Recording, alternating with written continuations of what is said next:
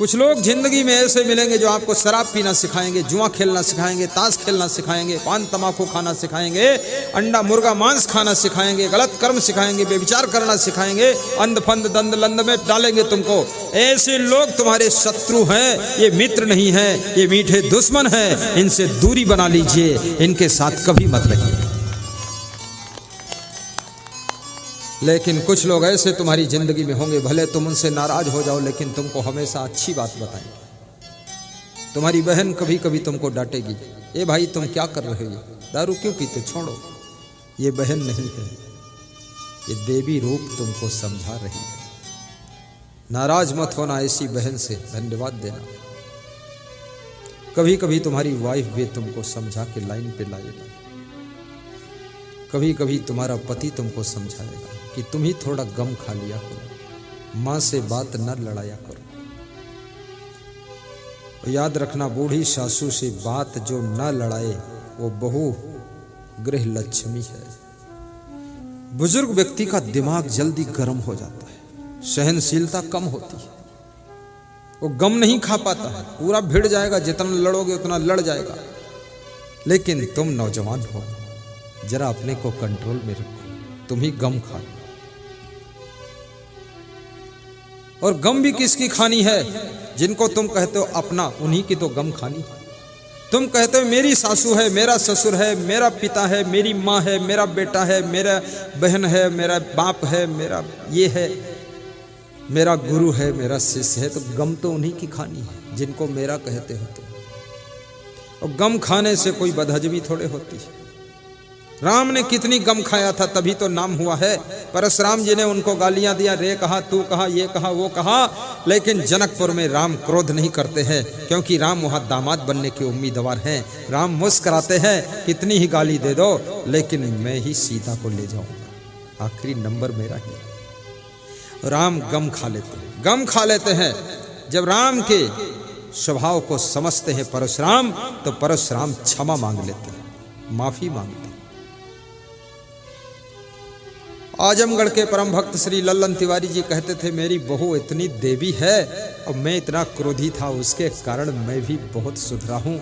शेष आपके सत्संग से सुधर गया हूँ, क्या करूँ गुरुदेव। कभी वो लड़ती नहीं, गाली देती नहीं, गुस्सा करती नहीं, तो आखिर हमको भी नर्वस होना पड़ा उसके सामने। हालांकि मैं तो भस्मासुर था, पर सुधर गया। आपकी कोमलता, आपकी शीतलता, आपकी नम्रता कठोर से कठोर अभिमानी और क्रोधी को भी ठंडा कर देती है। इसलिए बहुओं से मैं कहूंगा, पूरा पूरा आइसक्रीम बन जाना। अभी गर्मी महीना आ रहा ना, आइसक्रीम बिकेगी, चाट चाट के खाओगे। ऐसे आइसक्रीम बनो, तुमको भी सासू चाट चाट के प्रेम से रखेगी कि मेरी बहू है।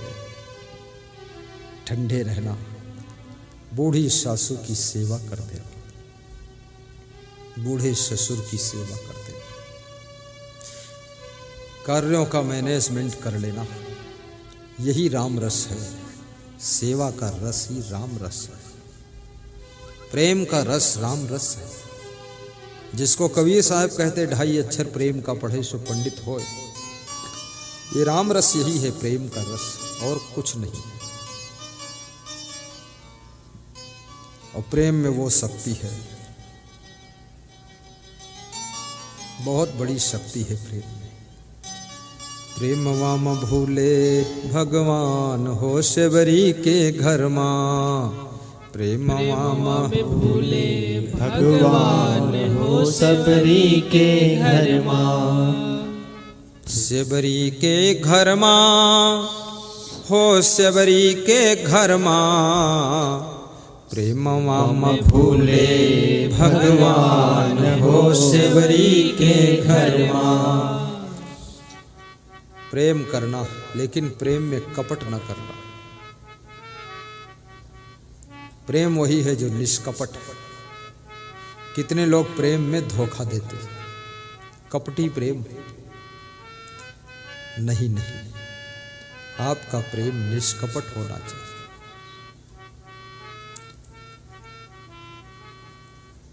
खट्टे मीठे बेर सेवरी चखी चखी लावे।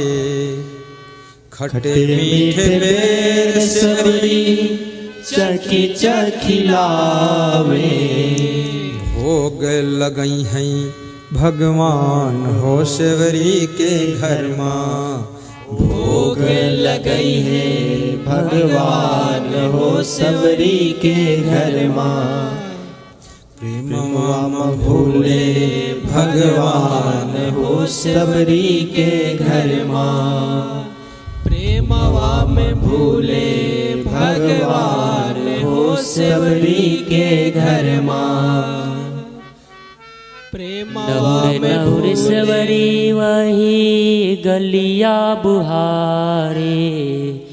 नहुर नहुर सबरी वही गलिया बुहारे। वही गलियई है भगवान हो सबरी के घर माँ। बहुत सुंदर, बहुत वही गलियई है भगवान हो सबरी गलियां बुहारती के है, घर उसी माँ। गली से राम को आना। भोग लगई है भगवान हो सबरी के घर माँ। आपके यहाँ कोई महान पुरुष आ रहा हो, प्रथम सेवा है सफाई। घर साफ करो, कमरा साफ करो, गली साफ करो, आसपास साफ करो। गांव के लोग भी अपने अपने घर की सफाई कर लें। जिस गली से निकलें गुरुदेव, सबके द्वार पर रंगोली का दर्शन। कल इस गांव में हम भ्रमण करेंगे रात्रिकालीन 6 बजे से। सबके द्वार पर करीब करीब गुजरना होगा।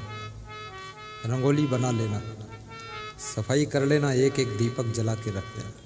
कम से कम तुम्हारे घर ना आऊं, लेकिन उस रंगोली के आकर्षण में अपनी नज़र उधर डालूं और अपने द्वार पर खड़े होकर नमस्कार कर लेना साहिब बंदगी।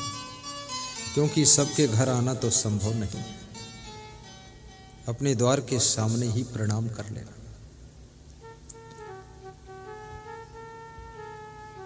ये तुम्हारा प्रणाम भी तुमको बहुत सुख देगा। ज्योतिषी ने किसी व्यक्ति का हाथ देखा और कहा कि 7 दिन में एक्सीडेंट होगा, हाथ पांव टूट जाएंगे, मर जाओगे।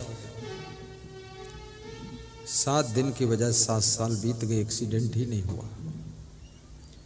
ज्योतिषी मिला 7 साल बाद, बोले जिंदा कैसे हो तुम, क्या किया? बोले जिस दिन आपने हाथ देखकर बताया था, उसके 3 दिन बाद हमारे गांव में एक संत की शोभा यात्रा निकल रही थी। अपने गेट से मैंने हाथ जोड़कर उनको प्रणाम किया था और उनकी दृष्टि मेरे ऊपर पड़ी थी। बोले उसी प्रणाम और उसी दर्शन के फल से तू आज जिंदा है। याद रखना, बहुत सी आपदाएं गुरु के दर्शन से टल जाती है, बहुत से संकट कट जाते हैं, बहुत से दुख मिट जाते हैं। इसलिए श्रद्धा की आंखों से गुरु का दर्शन करना चाहिए और आस्था से उनको हाथ जोड़कर प्रणाम करना चाहिए, साहिब बंदगी करना चाहिए।